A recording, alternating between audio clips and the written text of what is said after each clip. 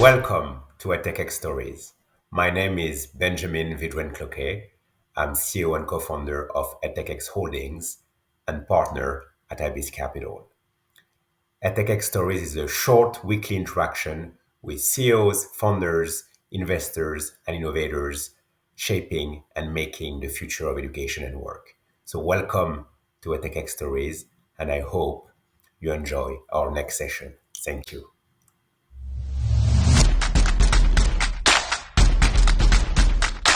Hey everyone, my name is Advait Shinde. I was born in Southern California in 1990. I currently live in Northern California, and my title is Co-Founder and CEO of GoGuardian. I'm here to talk about the potential of education technology and all of the crazy things that are happening in terms of the broader tech transformation in the world. Advait, welcome. As you said, you're the co-founder and CEO of GoGuardian. Before we talk about your business, let me ask you a personal question. Is there a defining someone or defining moment in your life that led you to launch and lead an EdTech business? Yeah, absolutely. I think it was when I was in K-12 at a public school in the Southern California area, and it was a great school by all accounts, but I had a pretty disengaging experience, like most people, and I quickly turned to the internet as a way to really just unleash my curiosity. And so I learned how to program online. I found incredible, engaging content and people, and just like the degree to which I was excited to learn online compared to how disengaged I was in class, that gap was so large that I think it eventually led to the motivation to one day start GoGuardian. Okay. I mean, I read somewhere, and I don't know if it's still the case, but that GoGuardian mission statement was to transform education by helping schools implement, manage, and understand technology. And two words also were important: safety and confidence. Can you just elaborate on this? Yeah, absolutely. That's very much still what our ambition is. I think the way that we think about safety in relationship to the more traditional learning outcomes like engagement or quantitative learning outcomes is that to the extent that kids are using the internet, the first and most important thing that we need to make sure is clear is that they're having a safe and productive experience online. As excited as we are about the internet, we're also realistic in that it can be a really harmful place for young kids.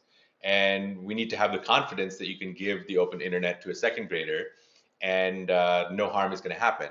But also do that in a way where parts of the internet that are actually exciting and engaging are not arbitrarily blocked off. So you have this really tricky challenge of blocking as little as possible while still making sure that the kids are having a safe experience. So how do you do that? How do you make it safe and engaging at the same time? So give me a concrete example. Yeah, so traditionally, internet filtering has been done by essentially pre-curating a list of allowed and blocked websites. And what we felt was that most of the modern internet is dynamically generated, oftentimes in real time. And so the idea of pre-classifying the internet doesn't really make sense. And you really have to understand what the students are looking at in real time and then dynamically classify things like appropriateness and so on. And so this idea of dynamic classification is a core part of what we offer in our internet filtering products. What's the thing about online education that you think should be discussed more? Is it safety? Is it something else? I mean, everyone talks about online education since the pandemic, obviously, but sometimes it's a bit superficial. So what do you think really matters in online education?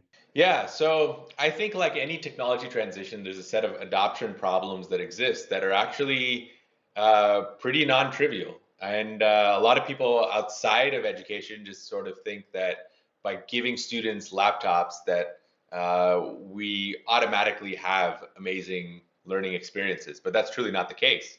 I think we need to really think about this from the perspective of teachers, IT administrators, and the set of educators that are responsible for implementing technology in the classroom and really empathize with the position they're in to make sure that they have the right tools, make sure that they have tools that actually amplify the approaches that they actually use in the classroom as opposed to tools that were built without understanding the context of how teachers teach or what they're actually trying to optimize for in the classroom. And so I think what doesn't get talked about is the actual job of the teacher and the degree to which technology is actually helping support or actually making their lives harder. Mhm. My experience of school and technology, I sit on a board of an international school here in London, is it's a difficult one, right? Because schools tends to be slow adopter of technology. And so how do you make it work? I mean, is it just spending time with IT managers and headmasters? I mean, how do you, fasten, I guess, the digital penetration of your products? Yeah, I think the way that we have accomplished our growth, like today we're at the scale of supporting nearly 1 in 2 students in the US, and we have ambitions to expand internationally to serve all learners across the world. And I think the reason that we've managed to grow so rapidly is that we've just focused so much on the actual end users, teachers, IT administrators, and so on, and really students as well more recently, and make sure that we're designing products that really simplify their lives. And if you're able to do that, then your like product growth, revenue growth, all that stuff happens much more organically because it's really a function of real teachers using your products in class and being really successful with them to the point where they're actually really excited about the products and the company. They tell their peers, and so you get this organic viral adoption. And I think that's a necessary prerequisite in order for technology adoption to actually continue to be amplified. And I think if you look at all of the tools out there, it's not always the case that they're easy to use and that teachers are huge fans of tools and so on. And so I think making sure that you're targeting the right audience and making sure that teachers of all people are the most excited about using the tools in the classroom is the most critical prerequisite. Mhm. So you mentioned a little bit about your growth trajectory, and what's the next 10 year for GoGuardian? Is it global domination? Is it from US to the world? I think rather than use the word domination, we instead think about the world as there's so many opportunities across all of society in terms of challenges that we're facing as a species, and we say this phrase a lot internally, and it's this idea that education is the highest point of leverage that we have in improving society, which is to say, if you can maximize the educational potential of each student, the kind of rippling impact that those students are going to have on the world and society is it's incredible. And so for the next 10 years, it's tempting to say that okay, EdTech is this sort of mature industry, but if you really zoom out, I think we're at the earliest stages of technology use in an educational context.